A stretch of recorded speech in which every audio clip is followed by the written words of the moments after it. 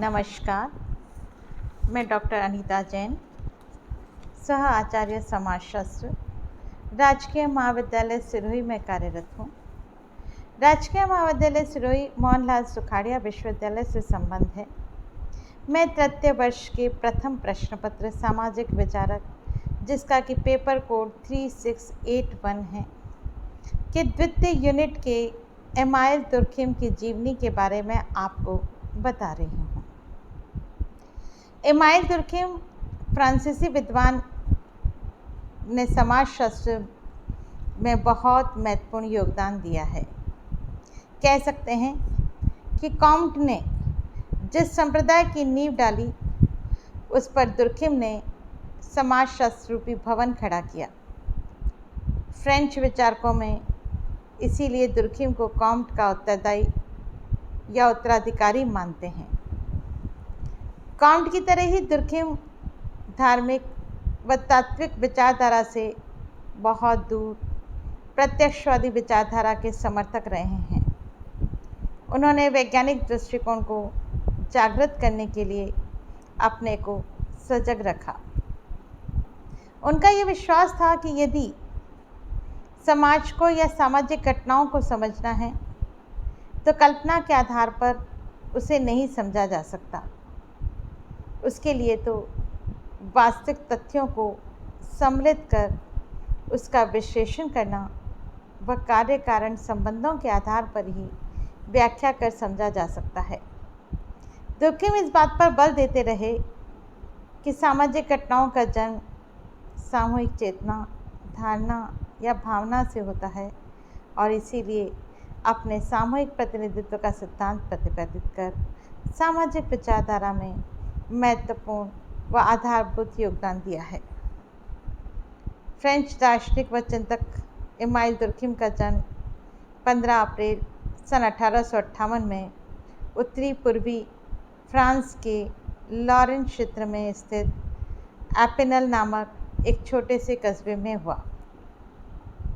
ये स्थान फ्रांस के वॉज जैस पहाड़ी की तलहटी पर स्थित है एवं लॉरेन के मैदानी भाग का अंग माना जाता है।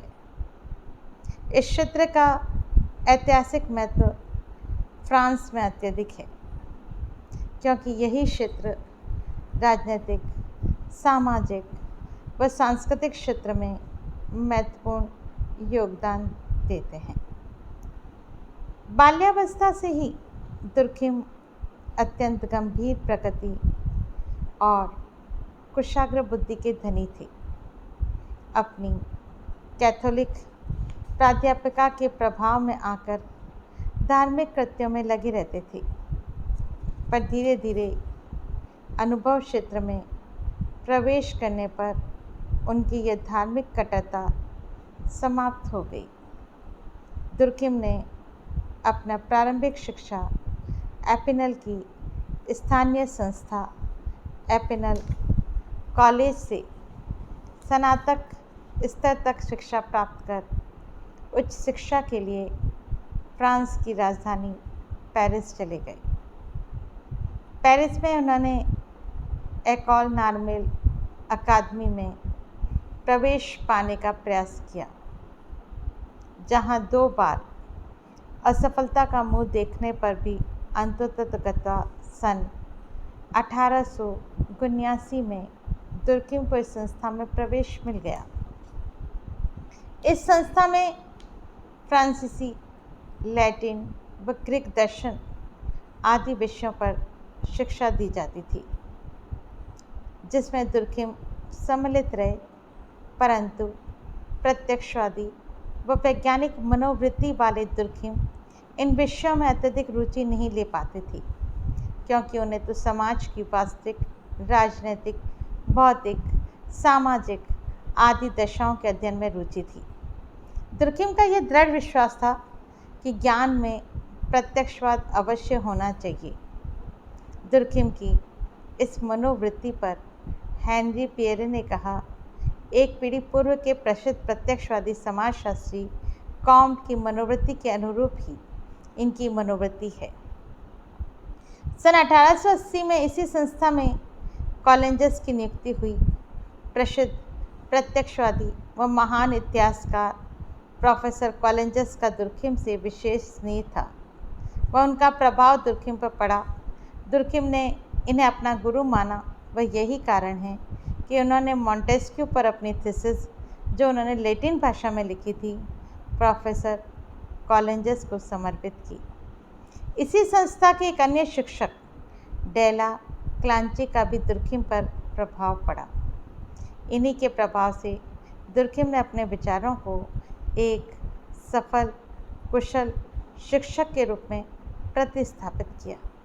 इसलिए रॉबर्ट बेरेस्टेड ने एक जगह लिखा है कि दुर्खिम फ्रांसीसी शिक्षा में इतिहास के महान प्राध्यापकों में से एक हो गए। इतना सब कुछ होते भी दुर्खिम का मन यहाँ न लगा और वे 1885-86 में उच्च अध्ययन के लिए 1 वर्ष की छुट्टी लेकर जर्मनी चले गए। जर्मनी में आपने अर्थशास्त्र, लोक मनोविज्ञान, सांस्कृतिक मानवशास्त्र आदि का गहन व विस्तृत अध्ययन किया।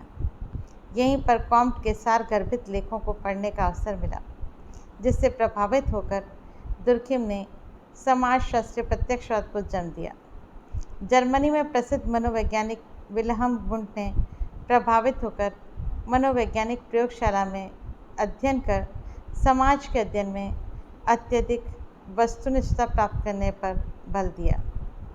1887 में पुनः पेरिस लौट आए और बॉर्डियस विश्वविद्यालय में सामाजिक विज्ञान के अलग अलग विभाग में इन्हें अध्ययन का कार्यभार सौंपा, जहां 1896 में इन्हें प्रोफेसर के पद पर नियुक्त किया गया और इस बीच पेरिस विश्वविद्यालय द्वारा 1893 में फ्रांसीसी भाषा में लिखे गए शोध ग्रंथ, जिसका अंग्रेजी अनुवाद the division of labour in society के नाम से प्रकाशित हुआ, पर उन्हें डॉक्टरेट की उपाधि से विभूषित किया गया।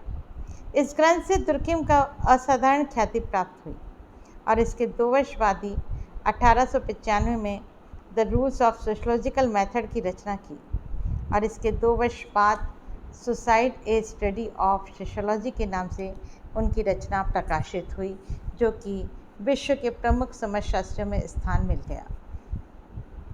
सन 1898 में दुर्खिम ने सोशोलॉजी में एक पत्रिका का प्रकाशन एनी सोशोलॉजिक्यू के नाम से प्रकाशित किया और स्वयं 1910 तक इसके प्रमुख संपादक रहे। इस पत्रिका ने फ्रांस में दुर्खिम को बौद्धिक वातावरण में अत्यंत प्रतिष्ठा दिलाई और इससे अनेक उच्चकोटि के विचारकों ने, जैसे George Davy, Simon, Levi Strauss आदि ने अपने पत्र प्रकाशित किए। 1913 में दुर्खिम ने अनेक प्रयासों के बाद शिक्षा विभाग का नाम बदलकर शिक्षा शास्त्र व समाजशास्त्र विभाग रखा गया। यहाँ दुर्खिम ने अन्य विषयों के अलावा नैतिक शिक्षा, धर्म की उत्पत्ति, विवाह व परिवार का विकास, कॉम्ट व सेंट साइमन का सामाजिक दर्शन बड़ी लगन और परिश्रम से पढ़ाया। इससे छात्रों में भी दुर्खिम प्रचलित हो गए और दुर्खिम के एक छात्र नेता अपने निबंध में दुर्खिम की अरस्तु, डेकार्ट, स्पिनोज़ा व कॉम्ट से तुलना करते हैं। 1912 में दुर्खिम ने अन्य पुस्तक प्रकाशित की, जिसका अंग्रेजी अनुवाद elementary forms of religious life के नाम से प्रकाशन हुआ। इसमें दुर्खिम ने धर्म की उत्पत्ति के संबंध में अपने विचारों को बड़े ही प्रभावशाली ढंग से प्रस्तुत किया। दुर्खिम की बौद्धिक और शैक्षिक चर्चा के साथ ही यदि उनकी पारिवारिक जीवनी के बारे में हम कुछ जानना चाहते हैं तो यह कि इन्होंने बॉर्डियस विश्वविद्यालय में नियुक्ति पाने के साथ ही विवाह कर लिया। इनकी पत्नी का नाम लुइस ड्रेफू था, जिससे 2 संतानें उत्पन्न हुई, मैरी और आंद्रे। दुर्खिम की पत्नी अनेक कार्यों में तो मदद करती ही साथ ही संपादकीय कार्य, पांडुलिपियाँ आदि भी छापने में सहयोग कर उनका संशोधन करती थी। वह समय समय पर पत्र व्यवहार भी उन्हीं के द्वारा किया जाता था। 1914 में जब प्रथम विश्व युद्ध छिड़ गया, दुर्खिम पेरिस में ही कार्यरत थे और इस महायुद्ध के आरंभ होते ही इसकी लपेटों ने दुर्खिम को अछूता नहीं रखा। किसी बात की परवाह किए बिना आपने अपने इकलौते पुत्र आंद्रे के साथ समाज सेवा के लिए उसको प्रस्तुत किया और अपने लेखों, भाषणों आदि के माध्यम से जनता का मनोबल बनाए रखा। दुर्खिम ने अपने देशवासियों को कुछ नारे भी दिए, जिनमें धैर्य, प्रयत्न और दृढ़ विश्वास का नारा दीर्घकाल तक फ्रांस में लोकप्रिय रहा। दुर्खिम एक महान देशभक्त भी थे, लेकिन प्रथम युद्ध का उनके जीवन पर बहुत गहरा आघात लगा।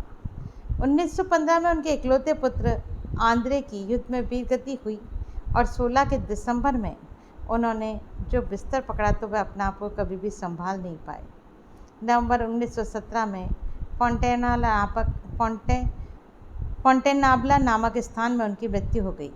दुर्खिम ने अपनी पुस्तकों के माध्यम से समाजशास्त्र के विकास में अनेक प्रकार से योगदान दिया और जिसमें कि हमने कई चीज़ें उनकी देखी कि किस तरह से वे अपने जीवन पर्यंत अपने आप को अध्ययनरत, समाज सेवा और समाजशास्त्र के लिए कार्य करते रहे। दुर्खिम अपने जीवन काल में इतने कार्यों के द्वारा अमर हो गए। धन्यवाद।